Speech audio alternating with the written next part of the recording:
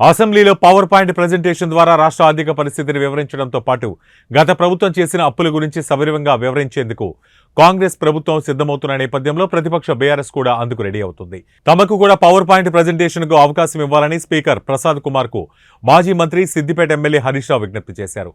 స్పీకర్ను కలిసిన ఆయన ఈ మేరకు వినతి పత్రం సమర్పించారు. నేటి అసెంబ్లీ సమావేశాల్లో ప్రభుత్వం ఆర్థిక, సాగునీటి, విద్యుత్ అంశాలపై పవర్ పాయింట్ ప్రెజెంటేషన్ ఇవ్వనుంది. ఈ నేపథ్యంలో తమ వెర్షన్ కూడా వినిపించేందుకు అవకాశం ఇవ్వాలని హరీష్ రావు కోరారు. ఇప్పుడు గౌరవ ఉప ముఖ్యమంత్రి గారు బట్టి విక్రమార్క గారు 42 పేజీల బుక్ను మాకు ఇచ్చి 4 నిమిషాలు కాలేదు. కనీసం ఇది మేము చదవకుండానే ఈరోజు మమ్మల్ని మాట్లాడమంటున్నటువంటి పరిస్థితి.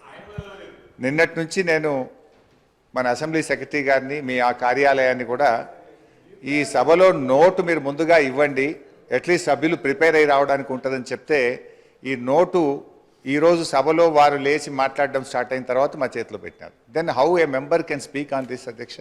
భవిష్యత్తులోనైనా నేను మీతో కోరేది ఒకటే, అట్లీస్ట్ ప్రభుత్వం టేబుల్ మీద పెట్టేటువంటి పేపర్ను ముందు రోజు సభ్యులకు ఇచ్చినట్టయితే సభ్యులు ప్రిపేర్ అయ్యి రావడానికి ఉంటుంది. రెండవది అధ్యక్ష మీతో ఒక సబ్మిషన్. మీరు ఈరోజు కూడా కొత్త సభ్యులు 57 మంది ఉన్నారు, వాళ్ళు కూడా చక్కగా నేర్చుకోవాలి, సహకరించాలన్నారు. తప్పకుండా మేము సహకరిస్తాం. కానీ మీరు కూడా దయచేసి సభ్యుల హక్కులను కూడా కాపాడాలి. ప్రొటెస్ట్ అనేది మెంబర్స్ యొక్క రైట్. ప్రభుత్వం ఇచ్చిన సమాధానంతో సభ్యులు సంతృప్తి పడినప్పుడు ప్రొటెస్ట్ చెప్పే హక్కు సభ్యులకు తప్పకుండా ఉంటుంది. చాలా ఏళ్ళుగా మీరు సభలో ఉన్నారు, మేము ఉన్నాం. ఎప్పుడైనా సభ్యులకు ప్రొటెస్ట్ మీద తప్పకుండా అవకాశం ఇస్తారు అధ్యక్ష. కానీ మొన్న మీరు దురదృష్టవశాత్తు ఇవ్వలేకపోయినారు.